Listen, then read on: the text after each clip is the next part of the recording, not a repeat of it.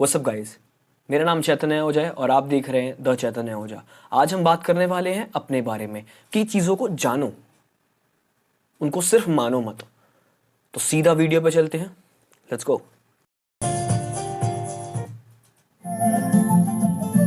मानो मत, जानो।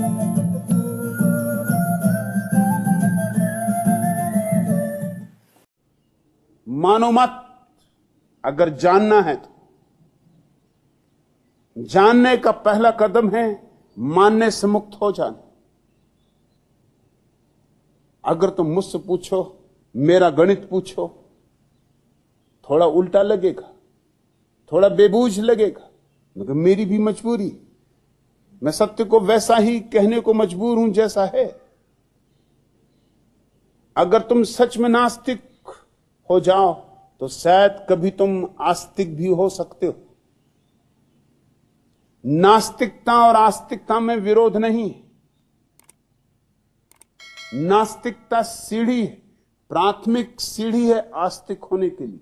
एकदम बात सही।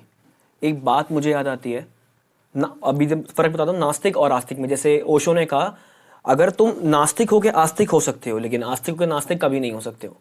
है क्या सीन है इसके अंदर? एक देखो, मैं सुनी सुनाई बातें नहीं करूंगा। मैंने जहां से पढ़ा है, जहां से मैंने ज्ञान लिया है, मैं भी कोई ज्ञानी नहीं हूं। मैं कोई चीजें पढ़ता हूं, समझता हूं, फिर बताता हूं। एक एग्जाम्पल देता हूं। इमेजिन करो 100 धर्म है इस दुनिया में, और जो एक आस्तिक है वो किसको मानेगा? एक धर्म को। बचे कितने? 99, 99। वो 99 को नहीं मानेगा, मतलब वो 99 के लिए नास्तिक इंसान है। हमारे धर्म को नहीं मान रहा भाई वो। और जो एक नास्तिक है वो कितने धर्म को नहीं मानेगा? 100 के 100 को। फर्क कितने का? सिर्फ एक का। आस्तिक एक धर्म मान रहा है, 99 नहीं मान रहा। नास्तिक 100 के 100 नहीं मान रहा। एक का फर्क सिर्फ।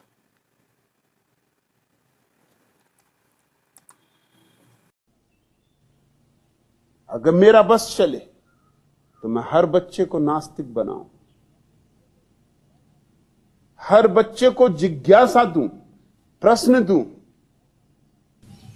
खोज की आकांक्षा दूं, हर बच्चे के जीवन में एक तीव्र प्रेरणा भरूं कि तू जानना, मानना मत। जानो, और जब तक तू न जान ले, ठहरना मत। बुद्ध ने जाना होगा तो बुद्ध पहुंचेंगे, और नानक ने जाना होगा तो नानक पहुंचेंगे, और कबीर ने जाना होगा तो कबीर पहुंचेंगे। उनके पहुंचने से तेरा पहुंचना नहीं हो सकता। तू जानेगा तो ही तू पहुंचेगा। सबसे बढ़िया बात, खुद जानो चीज को। किसी की कही सुनी बातों पे विश्वास बिल्कुल मत करो। अगर किसी ने बोल दिया भाई भगवान नीले रंग के हैं, कैसे मानोगे? तुमने देखा भगवान को नीले रंग का आज तक? कहीं सुनी बातों पे विश्वास कभी मत करो। लोग कह रहे हैं कि मंदिरों के अंदर भगवान है। तूने देखा कभी, या आपने देखा कभी? नहीं देखा ना। जब तक खुद मत जानो उस चीज को, कभी मानो मत। मंदिर के अंदर मूर्ति होती है, लोग कह रहे हैं इस मूर्ति में भगवान है। तुमने बिना समझे, बिना कुछ कहे बोल दिया हाँ भाई ठीक है, इसके अंदर भगवान है, अब से ये मेरा गुरु, मैं इसका शिष्य, ये मेरे फादर हैं, आज से मैं इनका बच्चा। तुमने खुद थोड़ी ना जाना, तुमने खुद थोड़ी ना कुछ एक्सप्लोर करा। तुमने जो सुना मान लिया। अगर तुमने उसके अंदर अपने भगवान को देख लिया, तुमने उस चीज को एक्सप्लोर कर लिया, तुमने उस चीज को जान लिया, तब उस चीज में बिलीव करो। एक एग्जांपल है ना, अगर मुझे कोई बोल दे कि अर्थ सपाट है, अर्थ फ्लैट है, सुनी सुनाई बात है, मैं मान थोड़ी ना लूंगा। मैं उस चीज को जानता हूं, मैंने वीडियोस देखी हैं, मैंने लाइव स्ट्रीम्स देखी हैं ऊपर से कि अर्थ गोल है। अब कई सुनी बात मैं बोल दूंगा, उसने बोल दिया एक्स बंदे ने मेरे को कि अर्थ फ्लैट है, मैं मान लूंगा, तो मैंने मान लिया। जब तक उस चीज को मैंने जाना नहीं, तब तक मैं सच नहीं जान पाया उस चीज का। सेम रीजन, भगवान को मानो मत, ईश्वर को जानो कि भगवान क्या चीज है।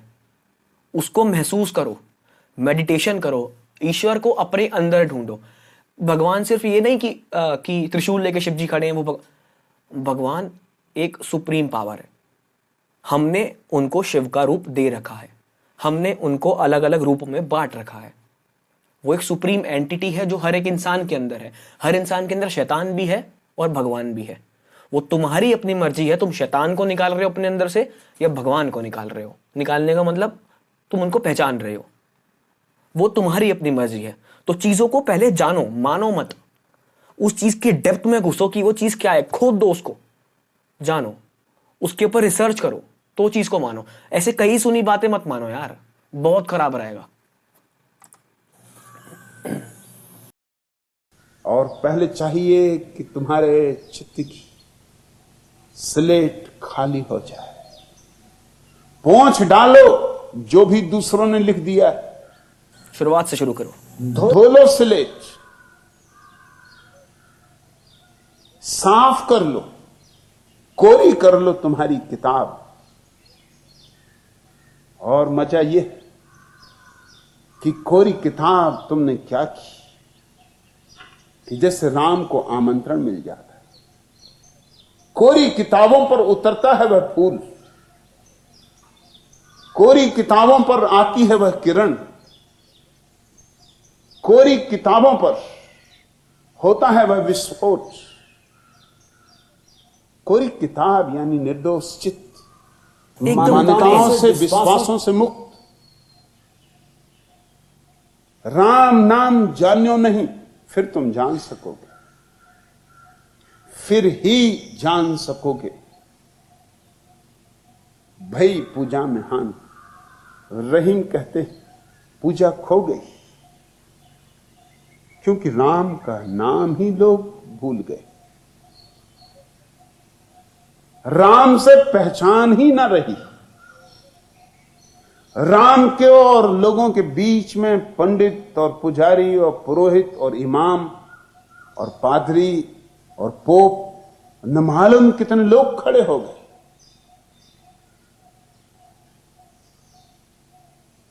बढ़िया बात। ओशो की एक और बात मुझे याद आई कि देयर इज नो गॉड, कि इधर भगवान नहीं है। क्रिएशन खुद जिम्मेवार है क्रिएशन के, ठीक है। एक ऐसी वीडियो भी पड़ी हुई यूट्यूब पे, आप देख सकते हो। तो क्रिएशन खुद जिम्मेवार है क्रिएशन की, अपने आप से वो चीज हो सकती है। तुम डायरेक्टली उसके अंदर जा सकते हो विदाउट एनी गाइडेंस। गाइडेंस का मतलब दलाल के बीच में। तुम एग्जांपल दे दो, ड्राइविंग लाइसेंस बनवाना है, तुम खुद बनवा सकते हो भाई। तुम दलाल के पीछे मत भागो ना, वो मीडिएटर आ जाएगा, तुम्हें भटका सकता है उस रास्ते से।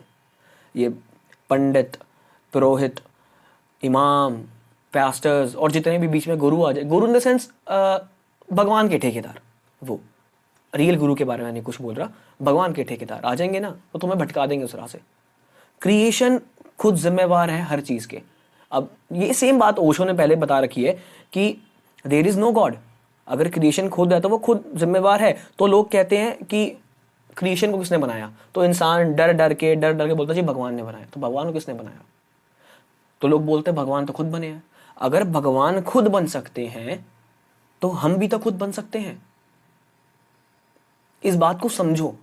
अगर भगवान खुद ब खुद बन सकते हैं तो ये क्रिएशन, ये ब्रह्मांड भी तो खुद ब खुद बन सकता है विदाउट एनी हेल्प। ये बात है। अब लोग इसको गलत वे में ले जाएंगे, कुछ उल्टा सीधा बोलेंगे। वो भाई तुमने इस चीज को समझा नहीं, तुमने मान रखा अभी भी सब चीजें। कई सुनी बातों पे तुम विश्वास कर रहे हो, तुम मान रहे हो, जान नहीं रहे हो किसी चीज को, किसी चीज के अंदर तुम तह तक नहीं घुस रहे हो। ये बात है। तो उस चीज को जानो, मानो मत। जब चीज जो अपने आप हो सकती है उसको अपने आप ही करो। भगवान को तुम खुद ब खुद भी ढूंढ सकते हो अपने अंदर, तो खुद ब खुद ढूंढो, जानो उस चीज को, पढ़ो, समझो, मानो मत। मैं चीजें रिपीट बार बार इसलिए करता हूं ताकि ये चीज तुम्हारे जहन में उतर जाए। 1% भी हेल्प हो जाएगी किसी की, बहुत अच्छा रहेगा यार। राम और तुम्हारे बीच इतनी भीड़ खड़ी कि तुम्हें लोगों की सिर्फ पीठें दिखाई पड़ रही, राम का चेहरा तुम्हें कहां से दिखाई पड़े। हटा दो इस भीड़ को। पूजा में हानि हो गई, पूजा यूं चल रही है मगर थोथी।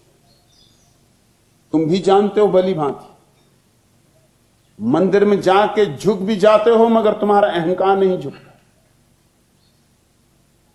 बल्कि अक्सर यह होता है अगर मंदिर में भीड़ भाड़ हो तो तुम और रंग रौनक से झुकते हो, शोरगुल मचाते हो। मैं छोटा था तो मेरे गांव के जिस मंदिर में मुझे ले जाया जाता, जैन मंदिर था, वर्ष भर तो कोई खास जाता न था, लेकिन पर्यूषण के दिन जब आते तो उन 10 दिनों में बड़ी भीड़ होती थी। वो 10 दिन लूट के समझो, और लोगों ने भी क्या हिसाब बनाए हुए। वे 10 दिन आते हैं बरसात के दिनों, जब न खेती हो सकती, न दुकानदारी हो सकती, न कोई और धंधा हो सकता, अपने मतलब के लिए आ रहे सब दुकानें खाली होती हैं, किसान घरों में बैठे होते हैं, वर्षा मूसलाधार पड़ती। कैसे कुशल लोग, 10 दिन खोजे भी हैं तो यूं कि कुछ खर्चा ना हो, हिसाब से खोजे। खाली ही बैठे हैं, और मुफ्त अगर राम भी मिलता हो तो क्यों छोड़ना। उन 10 दिनों में मैंने एक मजा देखा कि जब भीड़ भाड़ ज्यादा होती तो लोग आरतियां लेकर ऐसे नाचते, वे ही लोग जिनको मैंने कभी अकेले में नाचते नहीं देखा।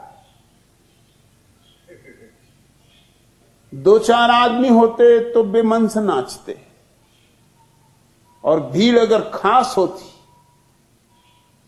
तो फिर तो यूं होता है कि रुकते ही नहीं, बामुश्किल रोकना पड़ता, आपे के बाहर होकर नाचते। ऐसे एक नाचने वाले थे, एक दिन मैं उनके पीछे हो गया, वो मुझसे पूछने लगे मेरे पीछे क्यों चले आ रहे। मैंने कहा एक राज की बात पूछ, आपको हर रंग में, हर रंग ढंग में देखा। जब आप अकेले होते तो आप पूजा की थाली उठाते भी नहीं। 2-4 आदमी होते हैं तो थाली उठाते हैं, बस एक आध दफा घुमाई, उतारी और रख दी। 10-15 हुए तो आपके पैरों में थिरक आ जाती, और अगर 100-200 लोग इकट्ठे होते तो आपको रोकना पड़ता है, पकड़ना पड़ता है। पकड़े पकड़े हाथ में नहीं आते थे, छूट जाते थे, निकल जाते थे, फिर थाली उठा लेते। फिर लोगों को दूसरे काम भी करने, घर भी जाना, भोजन भी करना है। इसका राज क्या? उन्होंने कहा इसमें राज क्या? अरे अकेले नाचने में क्या सार, कोई देखने वाला भी तो होना चाहिए। साल में 2-4 ही ऐसे मौके आते हैं जब सब इकट्ठे होते। पर्यूषण के अंतिम दिन तो वह ऐसा ऊधम मचा देते,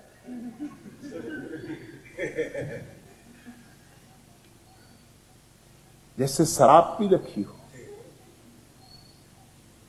लोग झुकते भी हैं मंदिर में, तो भी वह झुकना अहंकार का समर्पण नहीं। झुकते भी हैं तो भी वह अहंकार का ही पूजन। परफेक्ट बात है। अब इसके अंदर बात यह है, तुम ओशो भी एक ऐसा इंसान है जिसको तुम जानो, मानो मत, उसकी बातों की डेप्थ में जाओ कि वो कहना क्या चाह रहा है, कहना क्या चाह रहे हैं, कुछ भी उसको जानो। ओशो की बात बहुत डीप है। मेरा मानना भी है भाई, चीज़ों को पहले जानो। जब तक तुम खुद ना किसी से संतुष्ट हो जाओ ना कि भाई ये चीज़ इसको ए बोलते हैं, अगर तुम्हें खुद ना पता लग जाए तब तक उसको ए मत बोलो। अगर कोई मुझे बोल रहा है ना भाई इसको ए कहते हैं, कैसे मान लूं मैं? कैसे मान लूं जब तक मैं खुद इसको ए नहीं जान रहा, जब तक मेरे को पता नहीं इसके बारे में, मैं खुद इसको कैसे ए मान लूं? उसको देखो, जानो, समझो, कहीं सुनी मत मानो बस किसी की भी। ये पूरी वीडियो का सार सिर्फ यही है। अब ऐसा एग्जांपल एक और है, द वेस्टर्नाइजेशन। जैसे जैसे हमारे देश में वेस्टर्नाइजेशन आ रही है, लोग खराब हो रहे हैं, सब कुछ खराब हो रहा है। यहाँ पे जो चीज नहीं भी होनी चाहिए वो भी हो रही है। हुकअप कल्चर्स, डेटिंग इतनी बुरी चीज नहीं है, मिलना मिलाना बेकार चीज नहीं है। हुकअप कल्चर, सिचुएशनशिप्स, ये सब खराब है, क्योंकि ये चीजें देखी दिखाई हैं। उधर चल रहा है तो हम भी यही करेंगे। इसके पीछे का रीजन किसी को नहीं पता, बस उधर अच्छा लग रहा है देखने में, हमारा डोपामिन रिलीज हो जाएगा, हम करेंगे, कर दिया। ये चीज गलत है। इसके ऊपर भी एक अलग से वीडियो बनाऊंगा।